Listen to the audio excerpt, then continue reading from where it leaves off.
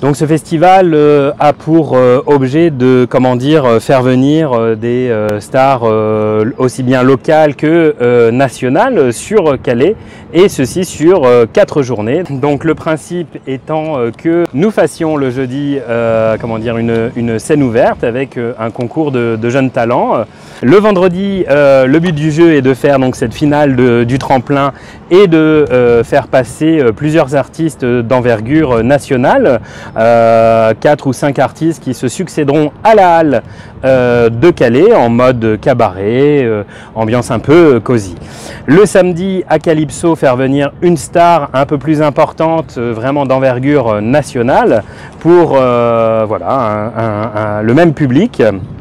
Et ensuite, le dimanche, une pièce de théâtre, pareil, d'envergure nationale, avec des acteurs connus et reconnus, en matinale, c'est-à-dire en fin d'après-midi, au théâtre de Calais.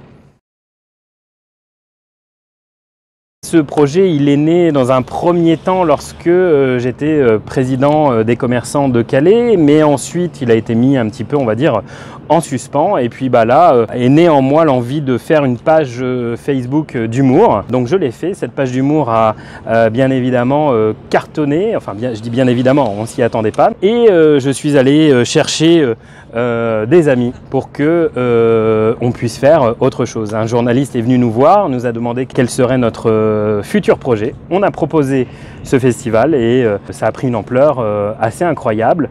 Et aujourd'hui, nous sommes maintenant prêts pour organiser ça et le proposer à la ville de Calais. Nous avons la chance d'avoir un producteur parisien qui a 50 ans d'expérience et de métier dans l'humour et qui a fait venir notamment en France tout ce qui est Anthony Cavana, Stéphane Rousseau, qui a découvert un certain Elie Kakou, qui a donné ses premières planches à un certain Danny Boone ou encore à un Jamel. Ce producteur, cet artiste aussi, nous suit, a confiance en nous, veut nous voir réussir dans ce projet et donc nous propose par l'intermédiaire de son école d'humour et des arts scéniques des jeunes artistes aussi bien pour le tremplin, aussi bien pour passer en première partie et des artistes d'envergure nationale pour compléter le festival. Nous avons donc Spencer qui s'occupe de tout ce qui est sonorisation et qui a l'habitude de ce genre d'événements. Et ensuite on a l'UMIH qui est le syndicat des hôteliers. On a Les Toquets sans cravate qui est une très belle association sur Calais.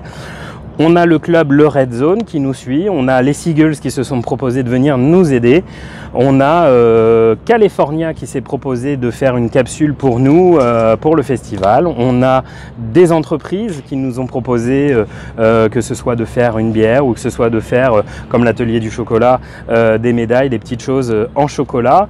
Voilà, aujourd'hui, tout le monde nous suit. Il faut remarquer aussi que le premier à avoir fait quelque chose, c'est Dan de Lovercraft avec le Welsh qui porte le nom de notre association.